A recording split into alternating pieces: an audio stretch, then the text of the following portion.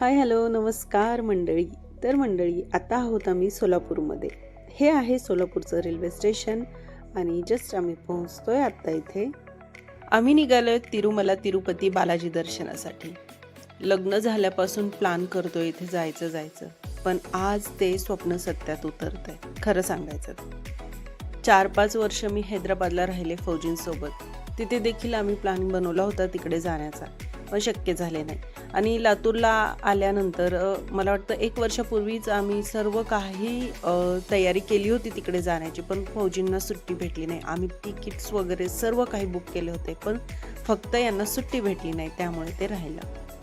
सोलापूरच्या रेल्वे स्टेशनवरती आल्यावर आम्ही वेटिंग रूममध्ये थांबलो. तिथे आम्ही जेवण वगैरे केले. घरून मी लेमन राईस घेऊन आले होते आणि सोबत सकाळच्या 2-3 चपात्या होत्या आणि शेंगदाण्याची चटणी त्याबरोबर घेऊन आले.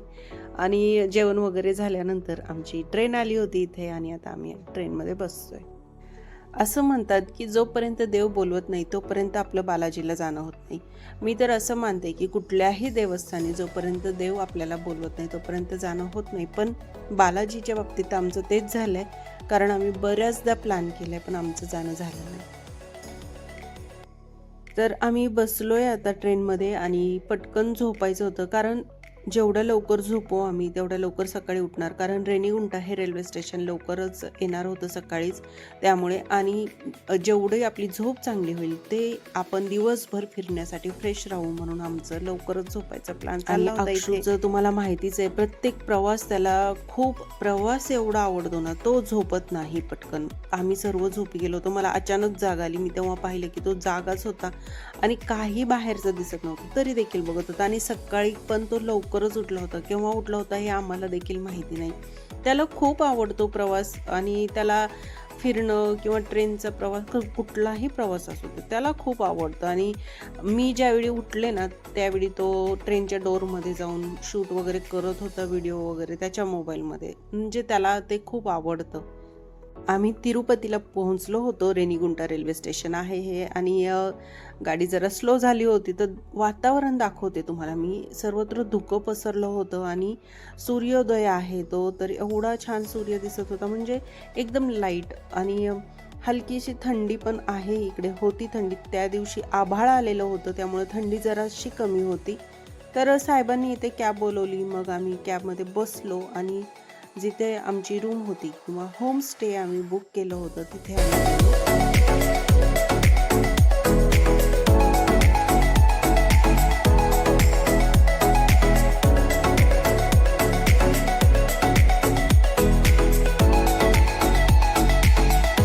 तर इथे आम्ही स्टे करणार होतो आणि रूम खूप छान होती, सर्व सुविधा होत्या इथे. फक्त जेवण वगैरे आपल्याला बाहेरून मागवायचं होतं. तसं तर जेवणही बनवू शकत होतो, पण ते सर्व काही आपण घेऊन गेलो नव्हतो त्यामुळे ते शक्य झालं नाही. पण रूम एवढा छान होता, एवढं रिलॅक्स फील झालं आम्हाला. 1च दिवस आम्ही इथे होतो पण खूप छान वाटलं. आत्ता आम्ही इथे पोहोचलोय. आम्हाला लगेच आवरून निघायचं होतं, कारण तिरुपतीमध्ये एवढे छान छान मंदिरं आहेत. हे आम्ही जाण्याआधी सर्च केलं होतं सर्व तिथले मंदिरं आम्ही आधीच जाणून घेतले आहेत, कुठले कुठले आहेत आणि आम्हाला काय फिरायचं आहे. त्या हिशोबानेच आम्ही इथे पोहोचल्यानंतर सर्व तयारी केली आणि पटकन सर्वांनी आवरलं आणि त्यानंतर आम्ही इथून निघणार होतो. तर या पद्धतीने हे होमस्टे आहे, खूप छान आहे. घरगुती असल्यामुळे क्लीननेस एवढी होती की असं वाटलंच नाही की आपण दुसऱ्या कोणाच्या घरी आहोत. पूर्ण आपल्या घरचा फील आला तिथे आणि खूप छान होतं. रिलॅक्स झाले सर्व. आल्या मस्त वाटलं इथे, फ्रेश वाटलं सर्वांना, कारण वातावरण आजूबाजूचं छान असेल ना तर सर्वात छान वाटतं. आणि इथे नंतर आम्ही कॉफी मागवली. फक्त चहा आणि कॉफी इथे बनवून देत होते, तर कॉफी सर्वांनी मागवली. आंघोळ्या सर्वांच्या झाल्या होत्या इथे आणि गरम पाणी वगैरे मस्त होतं, सोय छान होती. आणि होमस्टेज मोस्टली आहे तिथे. जर तिरुपतीमध्ये तुम्ही पाहिलं तर होमस्टेज आहेत भरपूर आणि बऱ्यापैकी छान होमस्टे कमी प्राईजमध्ये देखील आपल्याला भेटून जाईल इथे. तर आम्ही आता रेडी झालोय निघण्यासाठी. आणि हे माझे साईडचे केस काय माहिती असेच बाहेर निघलेले असतात सारखं. तर चला असू देत, काही हरकत नाही, आपले प्रॉब्लेम्स आपणच सांभाळायचे. आणि रेडी झालोय आम्ही. तिरुपतीमध्ये पूर्ण भ्रमण करण्यासाठी, तिथलं फिरण्यासाठी. कारण एक्साइटमेंट एवढी होती ना, आम्ही जे पाहिलेत व्हिडिओज तिथले मंदिरांचे वगैरे, तर ते सर्व पाहण्यासाठी आम्ही सर्वच एक्सायटेड होतो. तर साहेबांनी कॅब बुक केली होती दिवसभरासाठी, तर या गाडीमध्येच आज आम्ही पूर्ण दिवसभर फिरणार होतो. गाडी छान होती, क्लीन होती, न्यू होती आणि आम्हाला कसलाच त्रास जाणवला नाही त्याच्यामध्ये. सर्वात महत्त्वाचं म्हणजे ते जे ड्रायव्हर दादा होते ना, ते खूप छान होते. माझ्या मुलांच्याच वयाचे असतील कदाचित. आणि ते म्हणजे एवढे छान होते. एकतर भाषा कळत नव्हती, इंग्लिशमध्ये पूर्ण बोलत होते ते, फार काही कळत नव्हतं. आणि मुलं हे बोलायचे त्यांना मधून काय आहे काय नाही ते. आणि चला मग आता आम्ही निघलो आहे दर्शनासाठी. तर खूप छान सकाळचं वातावरण होतं, आभाळ असल्यामुळं ऊन फार काही नव्हतं, त्यामुळे त्रास अजिबात झाला नाही. खूप म्हणजे शांतपणे असे दर्शन झाले आमचे. म्हणजे कसं की ऊन असल्यावर चिडचिड पण होते, फिरण्याला कंटाळा पण येतो, तसं काही झालं नाही. खूप छान वाटलं.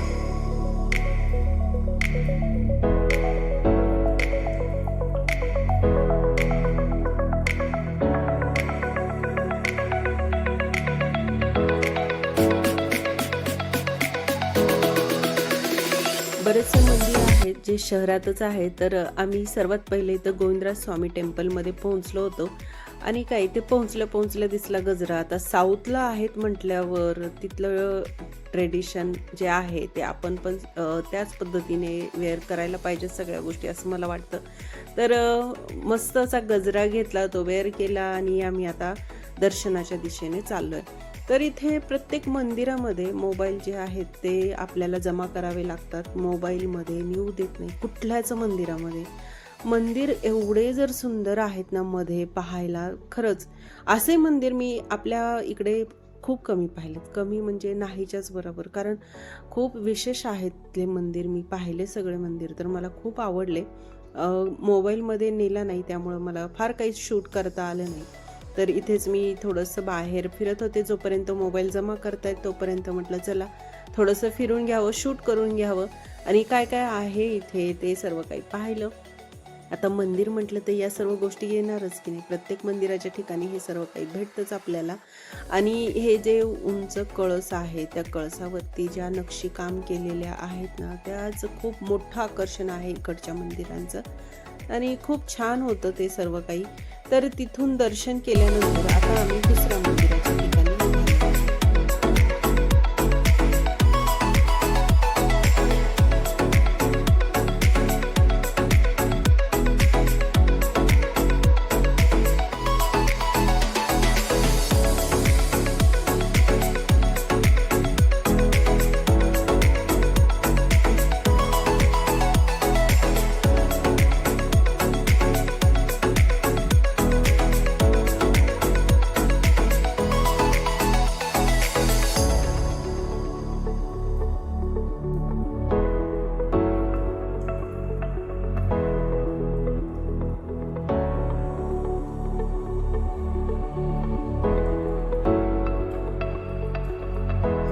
आता या दुसऱ्या मंदिरामध्ये पोहोचलोय आम्ही. तर 5 ते 10 मिनिट लागतात, अगदी जवळ आहे अंतर त्या मंदिरापासून. आणि नाव लक्षात आलंच असेल, कपिला तीर्थम. इथे गायी दिसतात या मंदिराच्या बाहेर आल्याच आपल्याला. कपिला तीर्थम मंदिर आहे हे.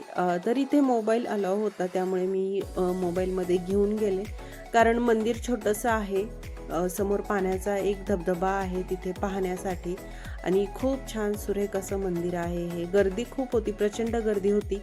आणि आपल्या महाराष्ट्रातले भरपूर टुरिस्ट होते तिथं. मला असं वाटलंच नाही की मी बाहेर राज्यात आली आहे, कारण सगळे मराठीच बोलत होते. त्यामुळे खूप छान वाटलं की आपल्या महाराष्ट्रातले बरेच लोक होते इथे पाहायला.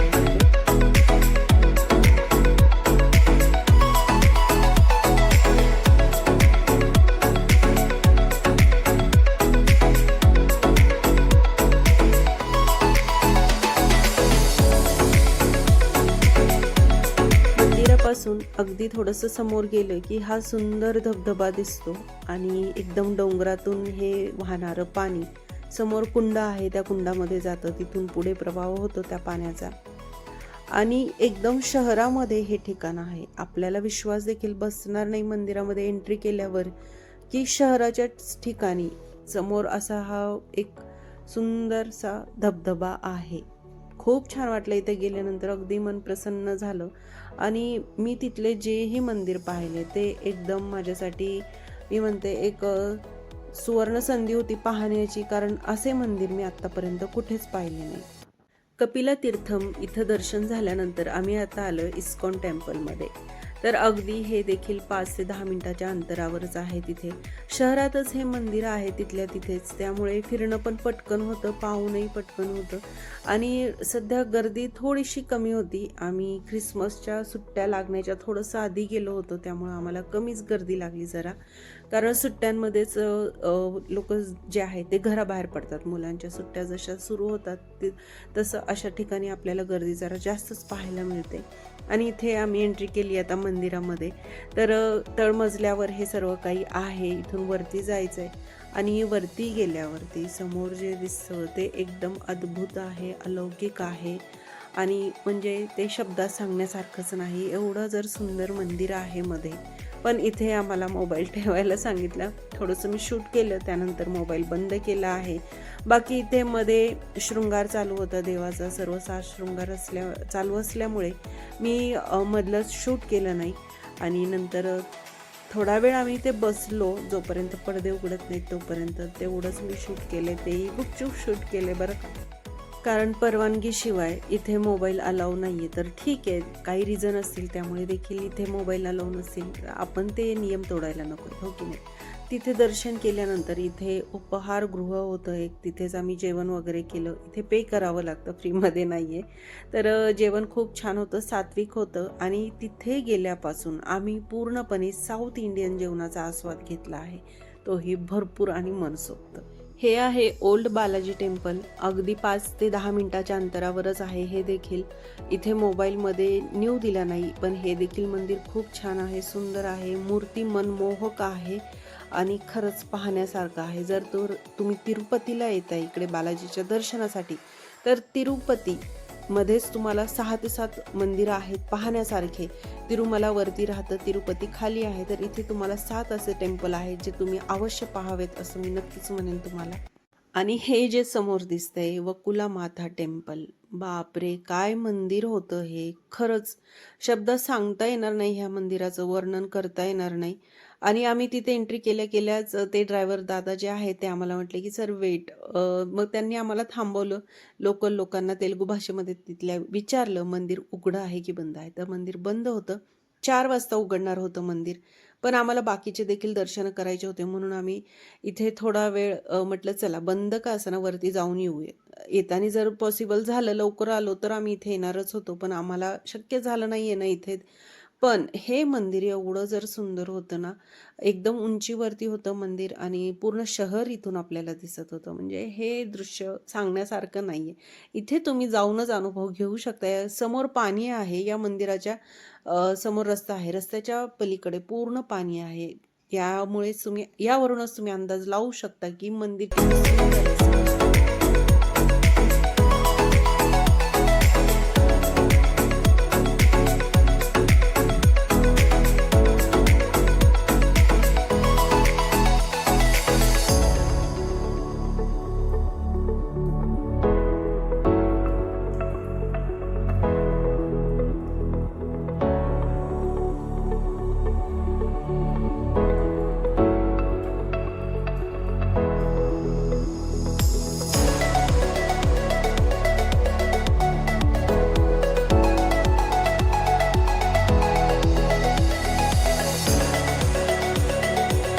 आणि मंदिरातून बाहेर पडता समोर दिसली ती कैरी. मला वाटलं घ्यावी कैरी, आणि हा कलमी आंबा आहे म्हणून म्हटलं गोड असेल, म्हणून मस्त मीठ वगैरे तिखट टाकून घेतला. पण एवढा जर आंबट होता हा आंबा, बापरे सांगायची सोय नाही. चला असू देत, सर्वांनी खाल्ला, ड्रायव्हर दादाला देखील दिलं. आणि इथे आता आम्ही आलो आहे सर्वात शेवटी. हे मंदिर थोडंसं दूर होतं, त्यामुळे इथे येण्यासाठी आम्हाला जरा उशीर झाला होता दूर असल्यामुळे. आणि मंदिराचा टायमिंग 9-9:30 पर्यंत असतं वाटतं उघडं हे, त्यामुळे तर 7:30 काहीतरी झाले होते आम्हाला इथे जाण्यासाठी. थोडंसं दूर आहे शहरापासून हे मंदिर. आणि जर तुम्ही तिरुपतीला येताय बालाजीच्या दर्शनासाठी, तिरुमलाला वरती जाण्याआधी एकदा तिरुपतीमध्ये हे सर्व मंदिर तुम्ही आवर्जून पाहावेत, हे मी नक्की म्हणेन. आणि हे जे मंदिर आहे कालहस्ती टेम्पल, इथे भगवान शिवशंकरांचं असं एवढं सुंदर जर इथे शिवलिंग आहे, म्हणजे या गोष्टी मी शब्दात सांगू शकत नाही तुम्हाला. खूप छान आणि सुंदर असं हे मंदिर आहे. आत मोबाईल नेणं अलाउ नव्हतं, मोबाईल बाहेरच ठेवला होता. त्यामुळे मी मधलं फार काही शूट करू शकले नाही कुठल्याच मंदिराचं. हां, याच्यामध्ये आणखीन एक राहिलं आहे ते पद्मावती टेम्पल. तिथलं तर मी काहीच शूट केलं नाही, कारण गर्दी एवढी होती त्या मंदिराला. आता पद्मावती अम्मावरी टेम्पल माहितीच आहे तुम्हाला. तिथं जाणं तेवढंच गरजेचं आहे जेवढं आपण बालाजीच्या मंदिरात जातो तिरुपतीला. तिथंही गेलं आणि पद्मावती टेम्पलला गेलं तरच आपलं दर्शन सार्थक मानलं जातं. तर तिथलं मी काही शूट करू शकले नाही. तर एकदा नक्कीच तुम्ही हे मंदिर देखील पहा असं मी आवर्जून सांगेन. आणि निघताना आम्हाला इथे वेळ झाला होता दर्शनाला, तर इथे लोक झोपण्याच्या तयारीमध्ये आहेत पूर्णपणे. निघताना इथे या पद्धतीने दिसत होतं आपल्याला. तर सो आता निघलोय आम्ही आमच्या होमकडे, म्हणजे जिथं आम्ही स्टे केलाय तिकडे निघालो आहोत. तर हे असं दर्शन झालं आहे आमचं सर्व काही. ठीक आहे, थोडी धावपळ होते पण एवढं छान वाटलं, प्रसन्न वाटलं. आणि सर्व काही मंदिरं आम्ही इथले आज पाहून घेतले आहेत, त्यामुळे खूप छान वाटलं. आणि रात्रीचं जेवण म्हणाल तर आम्ही मग इथून बाहेरून जाता जाताच पार्सल नेलं आणि रूमवरती जाऊन जेवण केलं. पुढचे व्हिडिओ पाहण्यासाठी कंटिन्यू करा. भेटू